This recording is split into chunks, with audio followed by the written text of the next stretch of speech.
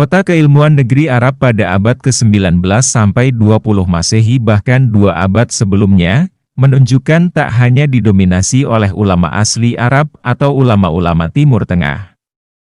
Ulama-ulama dari luar Timur Tengah bahkan seperti dari Asia Tenggara banyak bermunculan menjadi bintang keilmuan di Makkah.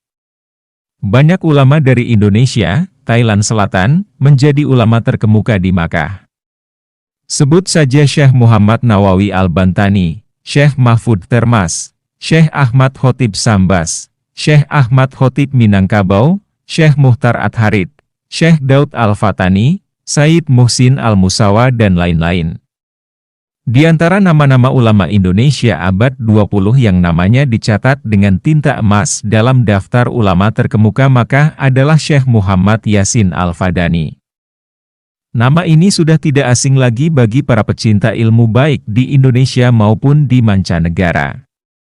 Syekh Muhammad Yasin Al-Fadani lahir di Makkah pada hari Selasa 27 Syakban tahun 1335 Hijriah atau 17 Juni 1917 Masehi.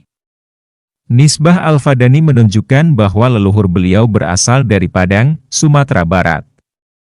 Beliau lahir dari darah keluarga pecinta ilmu agama. Syekh Yasin Al-Fadani dibesarkan dan dididik oleh orang tuanya sendiri, yaitu Syekh Isa Al-Fadani dan Nyai Maimunah binti Abdullah.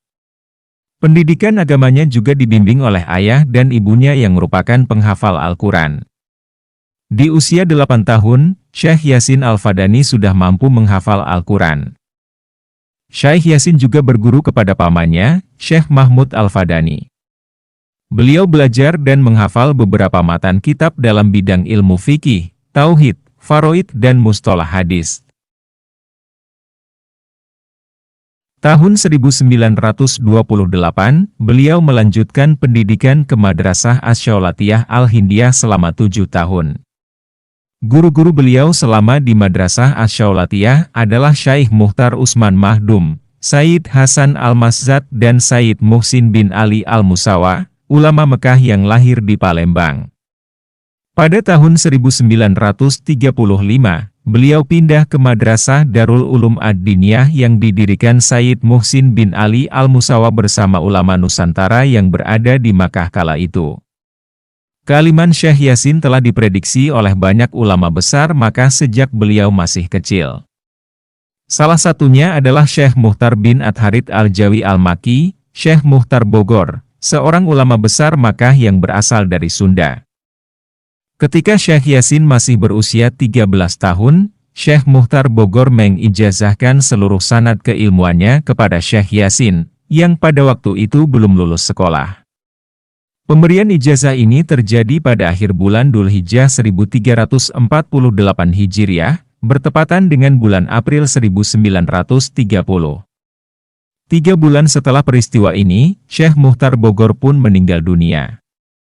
Ijazah tersebut ditulis sendiri oleh Syekh Muhtar Bogor di Makkah, dan hingga saat ini menjadi ijazah dan sanad keilmuan tertua dan terawal yang pernah didapatkan oleh Syekh Yasin Al-Fadani. Tinggalnya beliau di Tanah Suci Makkah memudahkan beliau bertemu dengan banyak ulama Islam, baik dari Tanah Suci sendiri maupun dari berbagai pelosok dunia yang datang ke Tanah Suci.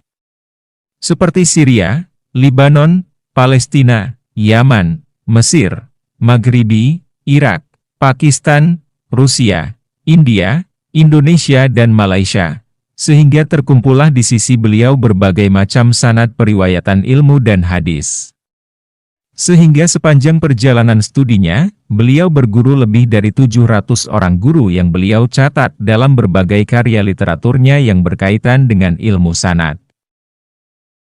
Ini merupakan satu jumlah yang memang sukar ditandingi apalagi untuk zaman sekarang. Pada tahun 1937, Syekh Yasin lulus dari Madrasah Darul Ulum Ad-Diniyah di usia 21 tahun. Beliau langsung diterima sebagai tenaga pengajar di alma maternya, dan berselang 3 tahun kemudian beliau diangkat sebagai wakil rektor, hingga akhirnya menduduki posisi sebagai rektor madrasah. Di kancah akademik, Syekh Yasin juga masyhur dikenal sebagai pemakarsa pendidikan perempuan di Arab Saudi, mengingat akses pendidikan bagi mereka tidak seluas bagi laki-laki. Pada tahun 1943, Syekh Yasin mendirikan Madrasah Al-Banat Al-Ibtidayah, madrasah putri tingkat dasar, yang menjadi madrasah pertama untuk perempuan di Arab Saudi. Disusul kemudian pada tahun 1957, beliau mendirikan Institut Pendidikan Guru Putri. Tidak hanya di madrasah, Syekh Yasin juga mengajar di Masjidil Haram dan di perpustakaan pribadi beliau. Pengabdian beliau sebagai seorang pengajar memberikan kontribusi yang luar biasa terhadap dakwah Islam. Murid-murid Syekh Yasin menjadi ulama besar yang tersebar ke berbagai penjuru dunia. Di antara santri-santri beliau adalah Syekh Muhammad Ismail Zain Al-Maki Al-Yamani, Profesor Dr. Sayyid Muhammad bin Alawi Al-Maliki, Makkah, Syekh Muhammad Hamid Amin Al-Banjari, Kalimantan, Habib Umar bin Hafid Tarim, Yaman, Habib Muhammad Hamid Al-Kaf, Makkah. Syekh Dr. Ali Jum'ah, Mufti Mesir, Kiai Haji Muhammad Zaini Abdul Honi, dikenal dengan Guru Ijai, Martapura, Syekh Mualim Kiai Haji Syafi'i Hadomi, Kiai Haji Maimun Zubair, Rembang, Kiai Haji Sahal Mahfud, Pati, Kiai Haji Ithom Holid dan Kiai Haji Ahmad Muthohar, Meranggen.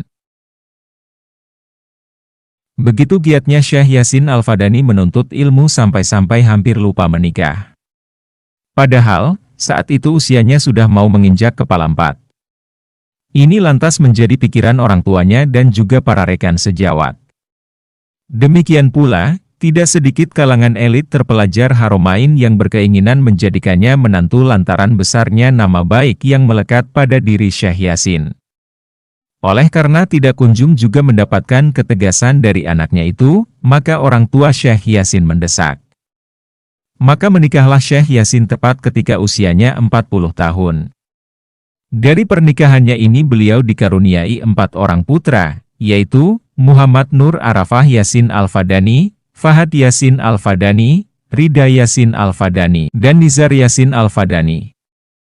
Syekh Yasin Al-Fadani adalah seorang alim kaliber dunia yang memiliki sumbangsih melimpah bagi keilmuan Islam, khususnya dalam upaya melestarikan tradisi pakar hadits dalam berburu sanad tertinggi, hingga beliau dijuluki Musnid Dunya, pakar sanad sejagat. Syekh Yasin Al-Fadani berhasil menjadi muara sanad hadits dan disiplin ilmu lainnya pada masa itu. Beliau menyandang gelar Musnid Dunya karena dipandang memiliki sanad paling banyak di dunia pada masanya. Menurut beberapa kawan sesama ulama masa itu, beliau adalah seorang muhadis sekaligus musnid, di samping seorang faqih dan usuli. Terbukti dengan syarahnya terhadap kitab Sunan Abu Daud sebanyak 20 jilid. Tentunya untuk mengomentari Sunan Abu Daud butuh kepakaran tertentu dalam banyak bidang ilmu. Imam Ar-Rafi berpendapat, seorang ulama bisa jadi mujtahid cukup dengan mendalami Sunan Abu Daud. Meski kemudian pendapat ini dibantah oleh An-Nawawi, karena hadis ahkam tak hanya ada di Sunan Abu Daud. Namun hilaf kedua tokoh ini bukan poinnya, melainkan ini menunjukkan bahwa Sunan Abu Daud memiliki kedudukan sangat tinggi dalam bidang haditsul ahkam. Dari sini, jika bukan seorang faqih besar, Al-Fadani tak mungkin mampu mensyarahnya. Sayangnya syarah Sunan Abu Daud yang masih dalam bentuk manuskrip, tak kunjung hadir di toko-toko buku, disebabkan beberapa jilid karya yang tersusun raib saat pindah rumah. Syekh Ali Jum'ah, Mufti Mesir saat ini, ketika mentahqiq kitab Jauharut Tauhid, mendapati dan menyebutkan sanad yang bersambung pada Syekh Yasin Al-Fadani. Gelar Musnid Dunya juga tak didapat Syekh Yasin Al-Fadani hanya karena banyaknya guru, yang mencapai lebih dari 700 orang. Tapi pada kepakarannya dalam bidang yang beliau geluti. Yang dicapainya melalui keistiqomahan menekuni ilmu beserta sanadnya hingga di ujung usia. Atas kebesaran sosok Syekh Yasin Fadani, Al-Habib Sakaf bin Muhammad As-Sakaf, seorang ulama besar Tarim, Hadramaut, Yaman, menjuluki Syekh Yasin Al-Fadani dengan Suyuthi Zamanihi, atau Imam Suyuthi pada zamannya. Syekh Yasin tidak hanya aktif mengajar, beliau juga sangat produktif menulis kitab. Hal ini terbukti dari jumlah karya beliau yang mencapai 97 buah. Di antaranya 9 kitab tentang ilmu hadis, 25 kitab tentang ilmu fikih serta usul fiqh, dan 36 kitab tentang ilmu falak. Karya beliau banyak dikaji para ulama dan menjadi rujukan lembaga-lembaga Islam. Pondok pesantren, baik itu di Arab Saudi maupun di Asia Tenggara. Kitab beliau yang paling terkenal adalah Al-Fawaidul Janiyah, yang kini menjadi materi silabus dalam mata kuliah usul fikih di Fakultas Syariah Universitas Al-Azhar Kairo. Tahun 1990, tepatnya pada tanggal 21 Juli, Syekh Yasin Al-Fadani dipanggil menghadap Allah Subhanahu wa Ta'ala. Beliau wafat di Makkah dan dimakamkan di Maklah. Seluruh dunia merasa kehilangan sosok ulama hadis yang mumpuni dan menjadi sumber rujukan sanad ilmu ini. Sebelum wafat, beliau mengijazahkan kitabnya, Al-Iqdul Farid min Jawahirul Asanid, yang berisi kumpulan sanad, kepada para kiai pengasuh pondok pesantren di Indonesia. Di antaranya, Kiai Haji Mahrus Ali, Lirboyo, Kediri, Kiai Haji Abdul Bashir Hamzah, Meranggen, Demak, Kiai Haji Maimun Zubair, Sarang, Rembang, Kiai Haji Syafiq Nabhan, Kudus, Kiai Haji Muhammad Khalil Bisri, Rembang, Kiai Haji Abdullah Fakih, Langitan, Tuban, dan Kiai Syafi'i Hadami, Jakarta. Syekh Yasin Al-Fadani dan nasionalisme Indonesia. Syekh Yasin Al-Fadani merupakan pencetus ide berdirinya Madrasah Darul Ulum, sekaligus menjadi murid pertama madrasah itu. Sebelum madrasah itu berdiri, ada madrasah lain yang cukup terkenal di Mekah, yaitu Madrasah Syaulatiyah, yang didirikan oleh seorang tokoh perempuan dari India, Syaulah Anisa, pada tahun 1874, karena itu disebut Syaulatiyah. Pengelolaan madrasah itu diserahkan kepada seorang ulama militan yang dikenal karena polemik-polemiknya melawan para misionaris Kristen di India, yaitu Rahmatullah Ibnu Khalil Al-Utsmani. Banyak pelajar Indonesia yang menjadi murid madrasah itu, termasuk Syekh Yasin bin Isa Al-Fadani. Ada suatu kejadian di madrasah tersebut yang membuat Syekh Yasin marah dan kemudian memutuskan untuk keluar. Pada suatu hari, seorang guru di madrasah itu merobek koran berbahasa Indonesia yang dibaca oleh sejumlah mahasiswa asal Indonesia. Guru itu juga mengejek aspirasi nasionalis orang-orang Indonesia dengan mengatakan bahwa bangsa bodoh yang memakai bahasa seperti itu tak akan bisa meraih kemerdekaan. Kejadian ini disaksikan langsung oleh Syekh Yasin, dan tentu saja membuatnya marah dan memutuskan untuk keluar dari madrasah itu. Beliau kemudian terlibat dalam usaha-usaha untuk mendirikan madrasah terpisah guna menampung mahasiswa asal Indonesia. Berdirilah Madrasah Darul Ulum Ad-Diniyah pada tahun 1934. Ada sekitar 120 santri Jawa, istilah Jawa saat itu mencakup seluruh kawasan Indonesia, Melayu, bahkan juga Thailand Selatan, yang pindah ke Madrasah baru Darul Ulum. Belakangan, Syekh Yasin menjadi mudir atau direktur madrasah tersebut hingga beliau wafat. Semasa beliau masih hidup, banyak jamaah haji Indonesia yang selalu menyempatkan mampir di madrasah itu. Syekh Yasin juga memelihara relasi dengan sejumlah kiai di Indonesia, bahkan menuliskan semacam tobakot atau biografi sejumlah kiai di tanah air. Beliau juga sempat hadir dalam Muktamar NU ke-26 di Semarang pada 1979. Pada kesempatan itulah beliau menyempatkan diri untuk mengunjungi sejumlah pesantren di Jawa Tengah, antara lain pesantren milik Kiai Haji Muhammadun di Pondohan, Tayu, Pati. Kecintaan pada tanah air yang diperlihatkan oleh seorang alim dengan kaliber seperti Syekh Yasin tentu cukup menjadi bukti bahwa Islam dan nasionalisme bukanlah dua hal yang harus dipertentangkan. Semangat cinta tanah air inilah yang kemudian dipertahankan oleh Nahdlatul Ulama hingga sekarang. Karomah Syekh Yasin Al-Fadani. Syekh Yasin Al-Fadani merupakan salah satu waliullah yang memiliki karomah. Di antara karomah beliau adalah dapat mengetahui kematian orang lain. Diketahui, Syekh Yasin Al-Fadani sangat akrab dengan Kiai Haji Abdurrahman Wahid atau Gus Dur.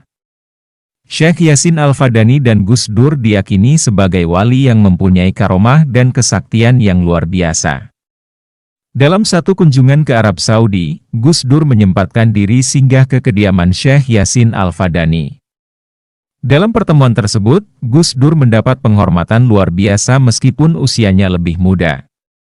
Syekh Yasin Al-Fadani melayani sendiri Gus Dur. Mengambilkan air, kurma dan lainnya, tidak boleh dilayani oleh para pembantunya. Ketika sedang makan siang, ada ustadz anak buahnya, namanya Abdurrahim, keluar ruangan. Tiba-tiba Syekh Yasin bilang, Abdurrahim diiringi malaikat. Dan pada waktu jam 6 sore ustadz tersebut meninggal dunia. Memberi petunjuk Kiai Hamid dari Mekah. Dikisahkan, ketika Kiai Haji Abdul Hamid Prapanca Jakarta sedang mengajar dalam ilmu usul fikih bab diat, beliau menemukan kesulitan dalam suatu hal, sehingga pengajian dicukupkan terlebih dahulu. Malam hari itu juga, beliau menerima sepucuk surat dari Syekh Yasin. Ternyata isi surat itu adalah jawaban kesulitan yang dihadapinya. Beliau pun merasa heran, dari mana Syekh Yasin tahu. Sedangkan Kiai Abdul Hamid sendiri tidak pernah menanyakan kepada siapapun ihwal kesulitan tersebut.